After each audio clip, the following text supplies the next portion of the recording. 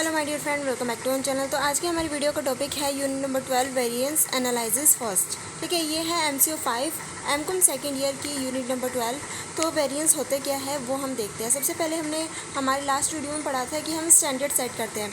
Standard set करना कि हम करंट ईयर जो करंट पीरियड हमारा स्टार्ट होने वाला है उसमें होने वाली जितनी भी कॉस्ट है उसके बारे में हम पहले से एक स्टैंडर्ड सेट कर लेते हैं कि कितनी कॉस्ट अराइज होंगी, जो भी फैक्टर्स हैं उन सारे फैक्टर्स को कंसिडर करने के बाद। अब उस पर्टिकुलर पीरियड के पहले हमने स्टैंडर्ड सेट किया है, तो उस स्टैंडर्ड के साथ जो भी एक्चुअली में जो कॉस्ट आएगी उस पर्टिकुलर पीरियड में उसको हम क्या करेंगे, कंपेयर करेंगे। अगर तो जो स्टैंडर्ड सेट किया उसके सिमिलर कॉस्ट आती है, एक्चुअल कॉस्ट सेम है, तो कोई वेरिएशंस नहीं है, कोई डिफरेंस नहीं है। लेकिन अगर हमारी स्टैंडर्ड कॉस्ट से और जो एक्चुअल कॉस्ट है उसमें डिफरेंस आता है तो उस डिफरेंस को हम क्या बोलते हैं, वेरिएंस।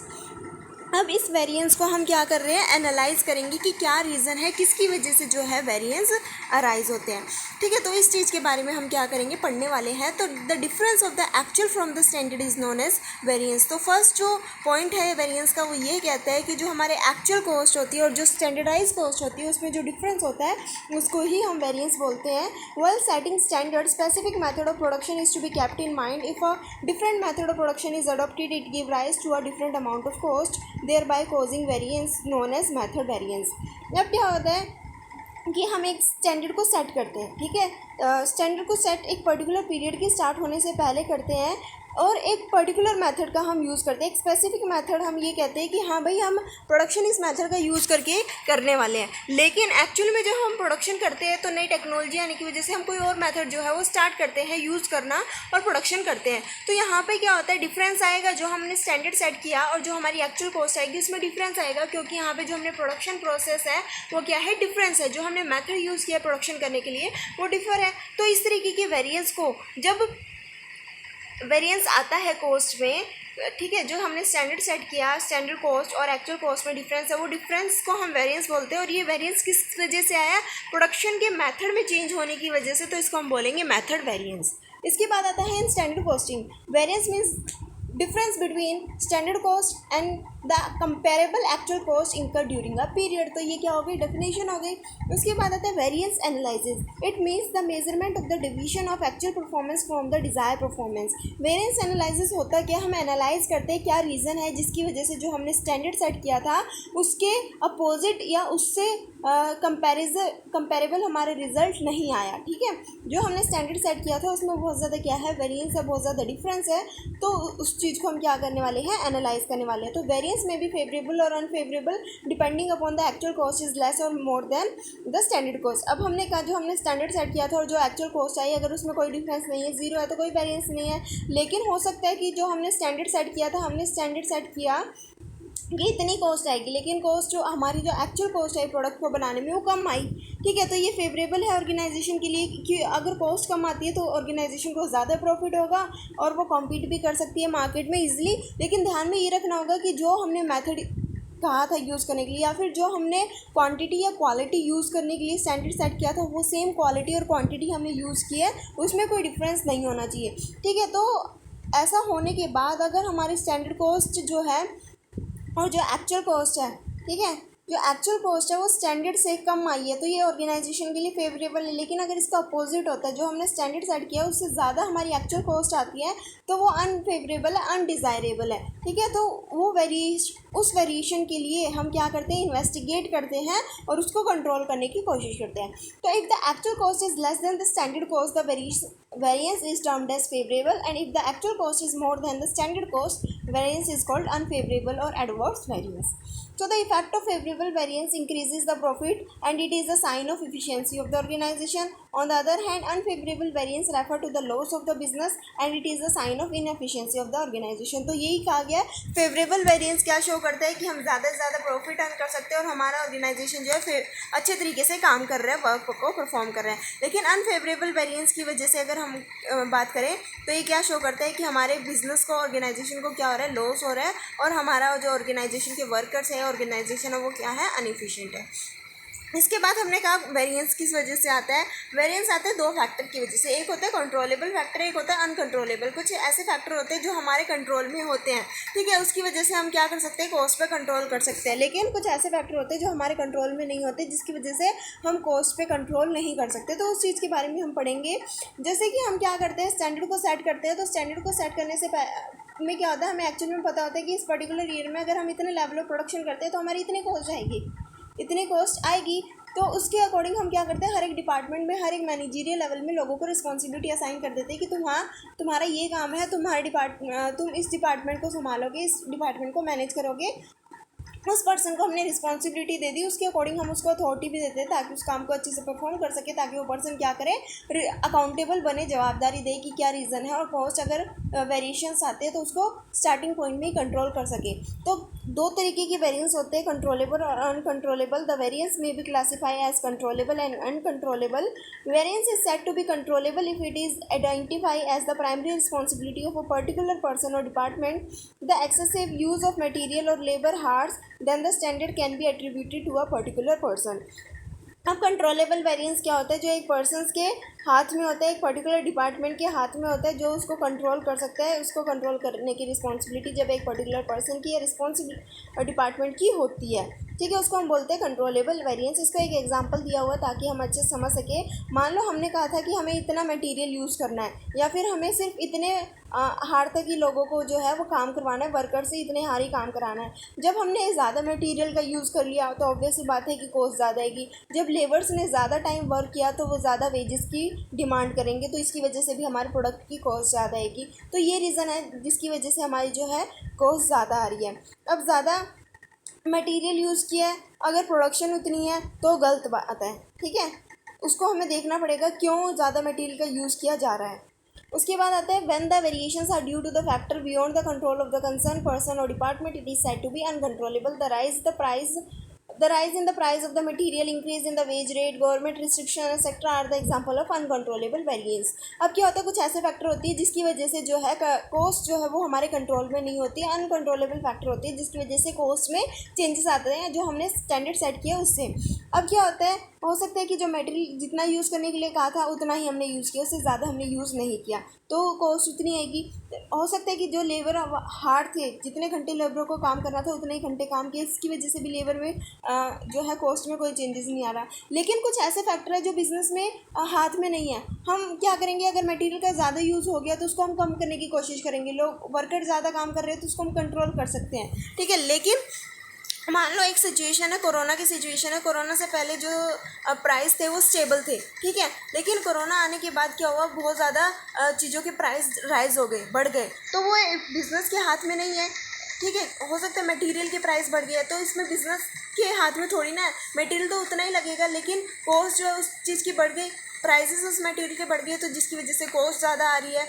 हो सकता है कि जो लेबर काम कर रही थी पहले, जितने पैसे वो चार्ज कर रही थी उस पर्टिकुलर हार काम करने के लिए, अब उससे ज़्यादा वो चार्ज कर रही है, ठीक है, काम उतना नहीं कर रहे, लेकिन हाँ उन्होंने अपने वेजेस बढ़ा दिए क्योंकि एक्सपेंडिचर बढ़ गए हैं तो उन्होंने अपने वेजेस बढ़ा दिए। अब वेजेस बढ़ने की वजह से क्या हो गया, हमारी कॉस्ट बढ़ गई। हो सकता है गवर्नमेंट ने कुछ रिस्ट्रिक्शन लगा दिए जिसकी वजह से जो है कॉस्ट ज़्यादा आ गई है। So these factors are not within the control of the management and the responsibility of the variance cannot be assigned to any particular person or division। क्योंकि ये फैक्टर किसी के हाथ में नहीं है तो इसके जो कॉस्ट बढ़ने की रिस्पॉन्सिबिलिटी है वो हम किसी पर्टिकुलर डिपार्टमेंट को तो नहीं दे सकते। हम क्या परचेज डिपार्टमेंट को इसकी रिस्पॉन्सिबिलिटी देंगे, इसके लिए परचेज डिपार्टमेंट को रिस्पॉन्सिबिलिटी ठहराएंगे? नहीं, क्योंकि परचेज डिपार्टमेंट ने तो उतनी ही क्वांटिटी में ख़रीदा है, वो सेम क्वालिटी का रॉ मटेरियल ख़रीदा है। अब प्राइस बढ़ गया उस रॉ मटेरियल के, तो उसमें परचेज डिपार्टमेंट की क्या गलती है या किसी और डिपार्टमेंट की क्या गलती है, ठीक है। तो इसमें हम किसी को रिस्पॉन्सिबल नहीं ठहरा सकते, या फिर ये कुछ ऐसे फैक्टर है जो कि बिजनेस की कंसर्न के हाथों में नहीं होते, कंट्रोल में नहीं होते। Sometime the standard set are to be revise on account of changes in uncontrollable factor like the wages, material etc. to take into account these factors into variance, a revised variance is created। तो कुछ ऐसे uncontrollable factor की वजह से cost में increase होना जो कि किसी पर्सन के या किसी डिपार्टमेंट के हाथ में नहीं होता, तो उस केस में हम क्या करते हैं, अपने जो स्टैंडर्ड सेट किया था उस स्टैंडर्ड में चेंजेस आते हैं, और उस स्टैंडर्ड को हम क्या बोलते हैं, जब हम वेरिएशंस लाते हैं, जब स्टैंडर्ड में चेंजेस लेके आते हैं तो उसको हम बोलते हैं रिवाइज्ड वेरिएशन। क्या बोलते हैं? Revised variance. ठीक है, तो रिवाइज वेरिएंस क्या होता है? रिवाइज वेरिएंस होता है it is the difference between the standard cost originally set, जो भी हमारी स्टैंडर्ड कॉस्ट थी स्टार्टिंग में और जो स्टैंडर्ड कॉस्ट में चेंजेस आए हैं उसका जो डिफरेंस है उसको हम बोलते हैं रिवाइज वेरिएंस। ठीक है, उसके बाद आता है finding variance is not the ultimate objective of the standard costing but their analysis and finding the causes of variation in the ultimate aim to control the cost। जो भी हम स्टैंडर्ड सेट करते हैं और जो हम एक्चुअल कॉस्ट को compare करते हैं उसको स्टैंडर्ड सेट करने का मेन मतलब ये नहीं है कि हम वेरिएंस निकालें, हम कमियां निकालें। इसका मेन रीज़न ये है कि क्या कारण है, उन कारणों को देखें कि कुछ ऐसे फैक्टर हैं जिसकी वजह से जो कि हमारे कंट्रोल में थे और उसको हम कंट्रोल ना कर सके, या कुछ ऐसे फैक्टर है जो कि हमारे कंट्रोल में नहीं है जिसकी वजह से, तो उन कॉजेज़ को देखने के लिए हम स्टैंडर्ड को सेट करते हैं ताकि उस कॉस्ट को हम क्या कर सकें? टाइमली कंट्रोल कर सकें। Control of the cost depend on the corrective action taken by the management. अब कॉस्ट को हम क्यों कंट्रोल करते हैं? ताकि टाइम पे हम क्या कर सकें? करेक्टिव एक्शंस को ले सकें। So the analysis of the variance helps the management to locate deficiency and assigning responsibility to particular person और कॉस्ट सेंटर। तो जो भी हम वेरिएंस को एनालाइज करते हैं ये क्या करता है? मैनेजमेंट की हेल्प करता है ये पता लगाने में कि किसकी डिफिशिएंसी की वजह से जो कॉस्ट है उसमें वेरिएंस आई है, किसकी रिस्पॉन्सिबिलिटी है। ठीक है, so the next step of the management is to find out the reason for the variance to pinpoint where necessary corrective actions should be taken over। तो यही है कि हम ये देखेंगे कि क्या वेरिएंस आए हैं, क्या कारण है और क्या करेक्टिव एक्शंस हम ले सकते हैं ताकि इसको टाइमली कंट्रोल कर सकें। ये था वेरिएंस एनालिसिस। आई होप आप सभी को समझ में आ गया होगा वेरिएंस एनालिसिस क्या होता है, कंट्रोलेबल और अनकंट्रोलेबल वेरिएंस क्या होते हैं। अब आता है हमारा next topic classification of variance, कि किस तरीके से हम वेरिएंस को क्लासीफाई करते हैं। बेसिकली वेरिएंस को हम जो है वो 2 पार्ट्स में क्लासीफाई करते हैं। एक आता है हमारा कॉस्ट वेरिएंस, एक आता है हमारा सेल वेरिएंस। वेरिएंस आ रहे हैं कॉस्ट की वजह से और दूसरा आता है वेरिएंस आते हैं सेल की वजह से। तो जो हमारी यूनिट नंबर 12 है उसमें हम कॉस्ट वेरिएंस के बारे में पढ़ते हैं और जो यूनिट नंबर 13 है उसमें हम सेल्स वेरिएंस के बारे में पढ़ेंगे। तो इस यूनिट में हम कॉस्ट वेरिएंस को ही कवर करेंगे। इसके अनदर वेरिएंस होते हैं प्राइस में चेंजेस आना या वॉल्यूम में चेंजेस आना। ठीक है, क्वांटिटी में चेंजेस आना। ठीक है, ये कॉस्ट वेरिएंस का ही पार्ट है और सेल्स वेरिएंस का ही पार्ट है कि मान लो अगर हम कॉस्ट में चेंजेस आ रहे हैं, हमारे जो कॉस्ट है उसमें चेंजेस आ रहे हैं, तो क्या रीज़न हो सकता है कॉस्ट में? हो सकता है कि मटेरियल की प्राइसेस में चेंजेस आ रहा है, हो सकता है कि जो हम रॉ मटेरियल यूज़ कर रहे हैं उनकी क्वांटिटी में चेंजेस आ रहे हैं। ठीक है, तो प्राइस वेरिएंस क्या होते हैं सबसे पहले हम ये देखते हैं। और price variance it is related to the material price variance. Material के प्राइस में चेंज हो गया, लेबर रेट में चेंजेस आने की वजह से, variable overhead expenditure variance, fix overhead expenditure variance, sales price variance. ठीक है, तो ये होते हैं प्राइस वेरिएंस। उसके बाद आता है वॉल्यूम वेरिएंस। वॉल्यूम वेरिएंस का मतलब जो क्वांटिटी यूज़ कर रहे हैं।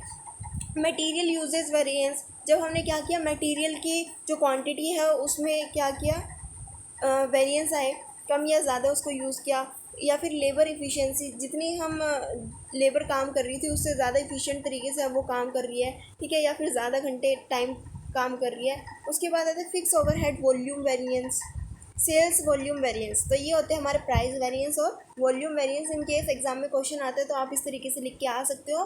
ज़्यादा प्रैक्टिकल क्वेश्चंस की जो है प्रिपरेशन मत करना, क्योंकि अगर आप जितने भी प्रिपरेशन कर लो, जितना अच्छे से तैयार कर लो, वो बहुत ज़्यादा कॉम्प्लेक्स क्वेश्चन देते हैं, बहुत ज़्यादा कॉम्प्लिकेटेड क्वेश्चन देते हैं, क्योंकि 20 मार्क्स का क्वेश्चन आएगा, इतना इजी क्वेश्चंस नहीं आएगा।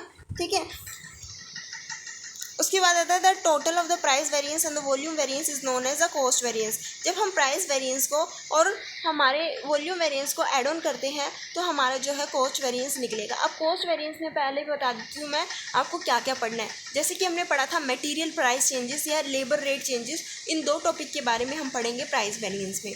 वॉल्यूम वेरिएंस में हम पढ़ने वाले हैं मटेरियल यूसेज वेरिएंस और लेबर इफिशिएंसी वेरिएंस। ठीक है, तो ये 4 टॉपिक्स जो है हम कवर करेंगे। इन 4 टॉपिक्स को अगर हम ऐड ऑन कर देते हैं तो हमारा क्या आएगा? कॉस्ट वेरिएंस आ जाएगा। ठीक है,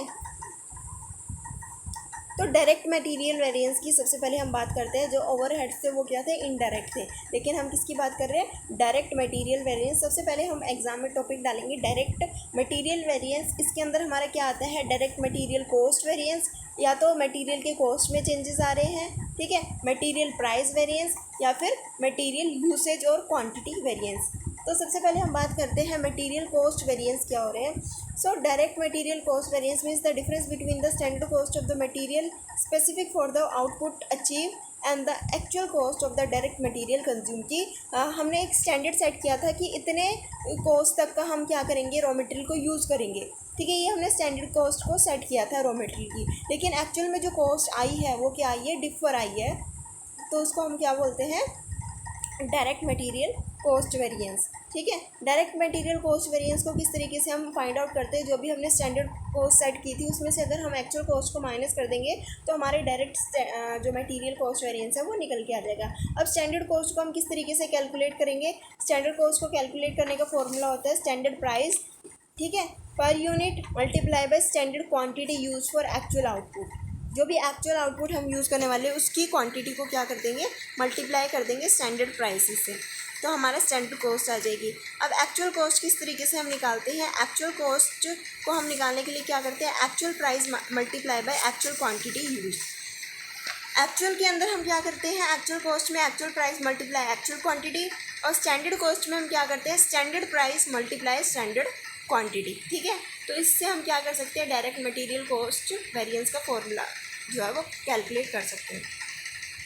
उसके बाद जो सेकंड पॉइंट हमारा वो आता है डायरेक्ट मटेरियल प्राइस वेरिएंस। अब कि जो मटेरियल हम परचेज करने वाले हैं उसके प्राइसेस में चेंजेस आ गए, ठीक है। क्या होता है, it is the basic difference between the actual price and the standard price of the material consume. कि हमने एक स्टैंडर्ड सेट किया था कि अगर हम मटेरियल लेने जाएंगे तो हमें इतने प्राइस का मटेरियल मिल जाएगा, लेकिन कुछ रीज़न की वजह से, कुछ फैक्टर की वजह से हो सकता है कि मटेरियल के प्राइस बढ़ गए हो सकता है मटेरियल के प्राइस कम हो गए हो, जिसकी वजह से क्या आ गए हमारे स्टैंडर्ड में और एक्चुअल कॉस्ट में डिफरेंस आ गए। तो generally purchase manager will be held responsible for material price variance. इसके लिए कौन रिस्पॉन्सिबल होगा, किससे हम पूछेंगे परचेज मैनेजर से, ठीक है। इसको हम किस तरीके से कैलकुलेट करते हैं, डायरेक्ट मटेरियल प्राइस वेरिएंस को हम कैलकुलेट करते हैं एक्चुअल क्वांटिटी जो भी होती है उसको क्या करते हैं, मल्टीप्लाई करते हैं किससे, standard price minus actual cost. Standard जो हमारा प्राइस, हमने जो स्टैंडर्ड प्राइस सेट किया था उसमें से अगर हम एक्चुअल प्राइस को माइनस कर देंगे तो जो आएगा, ठीक है, जो प्राइस आएगा उसको हम क्या करेंगे, एक्चुअल क्वांटिटी से मल्टीप्लाई करेंगे, तो हमें पता चल जाएगा कि कितने प्राइस में वेरिएंस आए हैं, ठीक है। उसके बाद आता है थर्ड, मटेरियल यूसेज या क्वांटिटी वेरिएंस। यूसेज यानी कि जिसको हम क्या बोलते हैं, क्वांटिटी में वेरिएशंस आना। कि हमने स्टैंडर्ड सेट किया था कि हम इतनी क्वांटिटी यूज़ करने वाले हैं, लेकिन हो सकता है कि हमने उससे ज़्यादा क्वांटिटी यूज़ कर ली हो सकता है हमने उससे कम क्वांटिटी यूज़ कर ली हो। तो it is that portion of the material cost which arises due to the difference between the standard quantity specify and the actual quantity use. तो इसको हम किस तरीके से कैलकुलेट करते हैं, standard material usage variance is equals to standard price. इसमें हम क्या चीज़ें यूज़ कर रहे हैं, standard price multiply by standard quantity for actual output minus actual quantity. Standard quantity में से हम क्या कर रहे हैं, एक्चुअल क्वांटिटी को माइनस कर देंगे और उसको स्टैंडर्ड प्राइस से मल्टीप्लाई करेंगे, तो जो है हमें मटेरियल यूसेज क्वांटिटी वेरिएंस जो है वो मिल जाएगा, ठीक है। अब आता है हमारा direct material cost variance. Direct material cost variance को हम किस तरीके से निकालते हैं, इसको हम निकालते हैं, जो हमने हमारा फर्स्ट पॉइंट है direct material cost variance, second हमने पढ़ा था डायरेक्ट मटेरियल प्राइस वेरिएंस, और थर्ड हमने पढ़ा था डायरेक्ट मटेरियल क्वांटिटी वेरिएंस। तो डायरेक्ट मटेरियल कॉस्ट वेरिएंस को निकालने का एक और फॉर्मूला है, हम क्या करते हैं, डायरेक्ट मटेरियल प्राइस वेरिएंस में क्वांटिटी वेरिएंस को ऐड कर देते हैं, तो हमारा डायरेक्ट मटेरियल कॉस्ट वेरिएंस आ जाता है। इसके बाद आता है हमारा classification of material usage variance, ठीक है। मटेरियल यूसेज वेरिएंस को हम क्या कर रहे हैं, अब क्लासीफाई कर रहे हैं, when more than one type of material is used in producing a product the total usage variance will be classify into. अब आप कहेंगे कि हमने डायरेक्ट मटेरियल यूसेज वेरिएंस के बारे में पढ़ लिया, हमने इसका देख लिया कि किस तरीके से इसको कैलकुलेट करते हैं। वो हमने पढ़ा था कि जब एक ऑर्गेनाइजेशन सिर्फ एक तरीके का रॉ मटेरियल यूज़ कर रही है, लेकिन जब एक ऑर्गेनाइजेशन मटेरियल मिक्स का यूज़ कर रही है, एक से ज़्यादा मटेरियल को यूज़ कर रही है, ठीक है, तो उस केस में हम क्या कर सकते हैं, किस तरीके से उस केस में जो है हम वेरिएंस को निकाल सकते हैं, ठीक है। तो इसके दो फॉर्मूले होते हैं, एक आता है हमारा मटेरियल मिक्स वेरिएंस, एक आता है हमारा मटेरियल यील्ड वेरिएंस। तो मटेरियल मिक्स वेरिएंस क्या होता है, it means that the cause of variance is due to the change in the ratio of actual material mix from the standard material mix. कि ratio में change आना, किस ratio में, कि जो हमारा एक्चुअल मटेरियल मिक्स था उसके और स्टैंडर्ड मटेरियल मिक्स के रेशियो में चेंजेस आने की वजह से। तो it may arise in those industry where a number of raw material are mix in order to produce a final product. अब इस मेथड का कहाँ पे यूज़ किया जाता है? इस मेथड का उन इंडस्ट्रीज़ में यूज़ किया जाता है जहाँ पे एक प्रोडक्ट को बनाने के लिए एक से ज़्यादा मटेरियल का यूज़ किया जाता है। तो मटेरियल मिक्स वेरिएंस को हम किस तरीके से कैलकुलेट करते हैं? इसको हम कैलकुलेट करते हैं standard price multiply bye revise standard quantity minus actual quantity. ठीक है, रिवाइज स्टैंडर्ड क्वांटिटी को अब हम किस तरीके से जो है कैलकुलेट करेंगे? इसको हम कैलकुलेट करते हैं standard quantity for each material. हर एक मटेरियल की स्टैंडर्ड क्वांटिटी को हम लेंगे divided by total standard quantity for all material. जितने भी हमारे रॉ मटेरियल है उनका टोटल, उनकी क्वांटिटी का हम क्या करेंगे? टोटल। इसको हम क्या कर देंगे? मल्टीप्लाई कर देंगे